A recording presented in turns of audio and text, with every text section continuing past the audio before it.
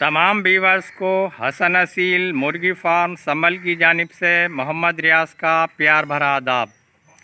दोस्तों, आज हमारा जो टॉपिक है वो है CRD बीमारी। असल में CRD जो है ये एक तरह का नज़ला ही होता है। जो पुराना नज़ला होता है उसे CRD बोलते हैं।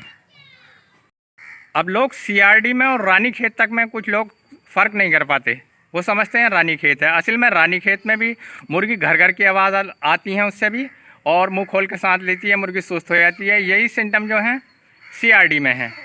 लेकिन CRD जो है उसमें नाक से पानी निकलता है।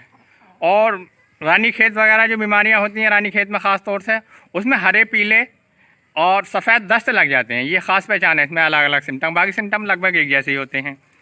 तो CRD के लिए बहुत सी दवाइयाँ देते हैं। CRD असल में जब आ जाती है तो बहुत परेशान करती है। जब शुरू में आपको नज़ला होता है मुर्गियों को आपकी, तो उस पर कंट्रोल हो सकता है, लेकिन बाद में पुराना नज़ला हो जाता है, वो CRD बन जाती है। उस पर कंट्रोल बड़ी मेहनत से होता है, काफ़ी दवाइयाँ चलानी पड़ती हैं, कभी कभी बहुत परेशान हो जाते हैं लोग। तो आज मैं CRD के लिए एक रामबाण नुस्खा लेकर आया हूँ, जो हमारे एक दोस्त ने बताया है और मैं इस्तेमाल कर रहा हूँ। आपको इसका रिलेटिव भी बताऊँगा। असल में ये जो नुस्खा है ये थोड़ा लीक साइड का है।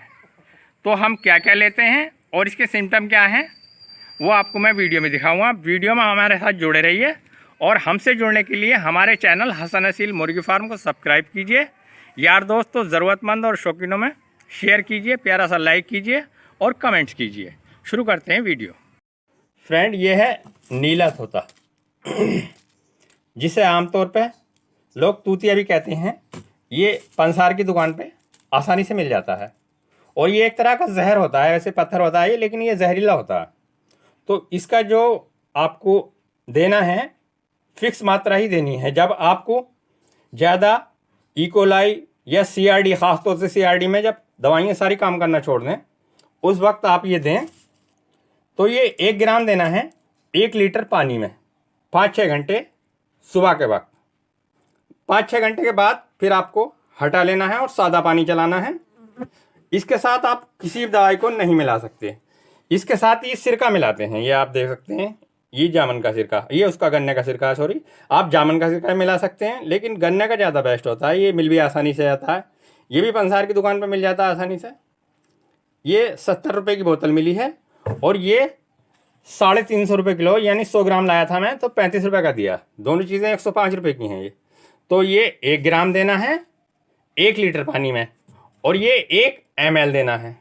ये अगर थोड़ा बहुत ज़्यादा लग जाए तो कोई परेशानी नहीं है, लेकिन तूतिया कभी भी ओवरडोज ना लगाएं, क्योंकि ये एक तरह का जहर होता है। हमें इसको अब ये बारीक पीसना है और उसके बाद पानी में घोल के तब देना है। ये सुबह के पानी में 6 घंटे। इसे हम इमाम जस्ते से या सिल वगैरह से पीस लेते हैं। और कॉपर सल्फेट और सिरका आप अगर चाहें तो आपके फार्म में बीमारी नहीं आए तो इसके लिए हफ्ते में सिर्फ 1 बार ये दे सकते हैं। रेशियो भी आधा कर दें। जैसे 1 ग्राम बताया था 1 लीटर पानी में, आप आधा ग्राम दें 1 लीटर पानी में। सिरका 1 ml ही दें 1 लीटर पानी में। इस तरह से आप हर हफ्ते, अगर हफ्ते में 1 दिन पिलाएंगे तो आपके फार्म पर CRD वगैरह, इकोलाई या और सांस से जो भी संबंधित बीमारियां हैं वो आएंगी ही नहीं।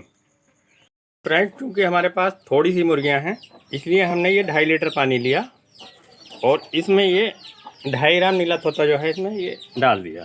और इसे डालने के बाद आप इसे अच्छी तरह से मिला लेंगे। रंग नीला हो गया इसका, क्योंकि ये पत्थर होता है, थोड़ा सख्त होता है, तो इसलिए। और इसमें ये करीब 2.5 ml ही सिरका, आधे ढक्कन करीब आप ये सिरका डाल देंगे गन्ने का। मेरे पास गन्ने का, आप जामुन का भी डाल सकते हैं।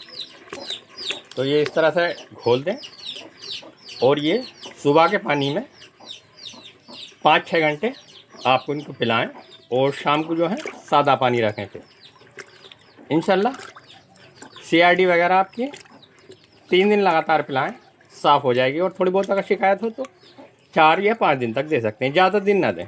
उसके बाद फिर मल्टीविटामिन चलाएं, क्योंकि ये भी एक जहर होता है, इसलिए मल्टीविटामिन देने पड़ते हैं, मुर्गियाँ कमज़ोर हो जाती हैं। मल्टीविटामिन तो हर एक एंटीबायोटिक के बाद देना चाहिए आपको, और वैसे भी देते रहना चाहिए। ये आपको अगर नॉर्मल देना है तो हफ्ते में मैं बचा चुका हूँ सिर्फ 1 बार। और अगर बीमारी का आपको अंदेशा है तो फिर आप ये घुल चुका है अच्छी तरह से, तो 3 दिन चलाएं। तो फ्रेंड, आप ये मुर्गी देख रहे हैं, ये आंख बंद करे हुए हैं, आंख सूज रही है, चेहरा भी सूजा हुआ है और हल्का फुल्का और भी इफेक्ट है। ये मैं आपको दूसरे दिखाता हूँ। तो ये हमारे जो फार्म है, छोटा मिनी फार्म है, ये इस तरह से बैठ जाती हैं मुर्गी, उसके अंदर बैठी हुई है और मुंह खोल के सांस लेती हैं। ये सीआरटी की ख़ास पहचान है।